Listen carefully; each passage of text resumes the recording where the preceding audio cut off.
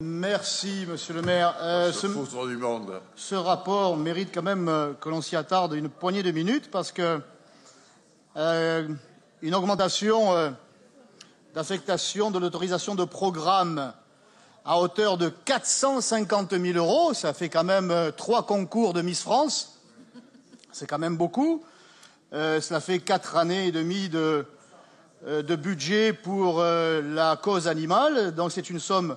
quand même assez conséquente et je crois que pour votre parfaite information, si tous les détails ne vous ont pas été transmis, et surtout pour la parfaite information des Marseillaises et des Marseillais qui suivent nos débats, il serait bon donc de préciser que cet argent, enfin ce budget est nécessaire pour que la maison de la justice et du droit qui sera installée bientôt, qui verra le jour boulevard du Capitaine Gesse dans le 14e arrondissement, un projet que nous avons soutenu dès 2015 et que nous soutenons encore. Nous sommes à la mairie des 13e et 14e arrondissements, son maire, Madame Dangiot, et ses élus sont très heureux d'accueillir sur leur territoire cette maison de justice et du droit, mais ça a pris du retard et 450 000 € de budget sont nécessaires de plus, car pendant quelques mois, des individus issus de la communauté rom ont occupé ce bâtiment qui abritait autrefois, je crois, le consulat des Comores. J'étais présent avec l'adjoint à la sécurité de Madame le maire, Monsieur Lamy, le jour où les forces de police ont procédé à l'expulsion, dans une attitude tout à fait républicaine, de ces familles, car il y avait des hommes, des femmes, des enfants que personne ne souhaite voir à la rue, je dirais. Mais la réalité, c'est que les locaux, lorsqu'ils les ont investis, et de par le témoignage des techniciens présents ce jour-là, les locaux étaient, sinon en parfait état, en tout cas en très bon état. Le chauffage et l'électricité fonctionnaient normalement, et pourtant, le jour de l'expulsion, nous avons pu constater que toutes ces installations avaient été saccagées, ravagées. Ils auraient donc pu accueillir en toute sécurité et dans un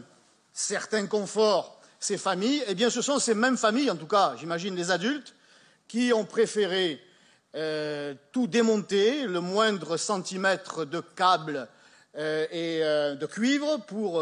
sans doute essayer d'en tirer un quelconque profit, au détriment de la sécurité de tous, et en particulier des enfants. Je dis ça parce que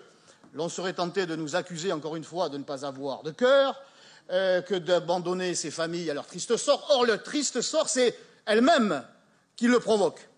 Alors, encore une fois, 450 000 €, conséquence de l'anarchie de cette politique d'immigration massive et clandestine, elle-même résultat de la générosité, monsieur le maire, dont vous faites preuve et dont vous ne vous cachez pas. Vous avez vous-même rappelé, alors que vous étiez encore président de la métropole, que vous aviez œuvré avec vos amis maires de secteur pour accueillir les clandestins descendus de l'Aquarius, pour les loger, les Marseillais qui attendent un logement social depuis des années apprécieront, et pour leur permettre d'obtenir tous les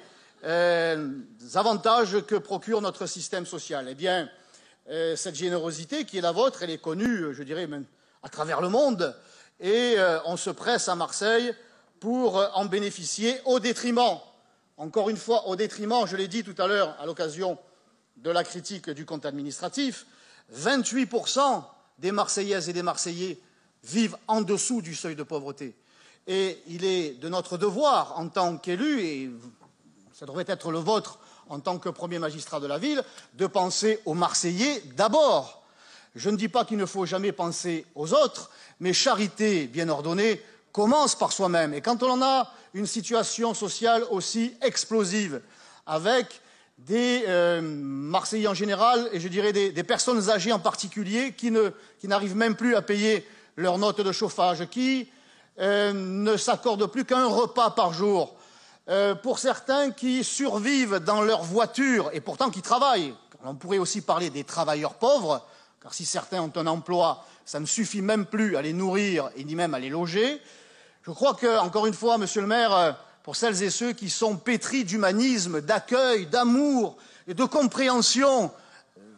pour les autres, chez les autres, hein, c'est toujours une théorie mais sans jamais beaucoup de pratique, eh bien notre mission d'élus locaux ou nationaux, d'élus tout court, et je dirais même notre mission de Marseillais, c'est de venir en aide d'abord aux Marseillais.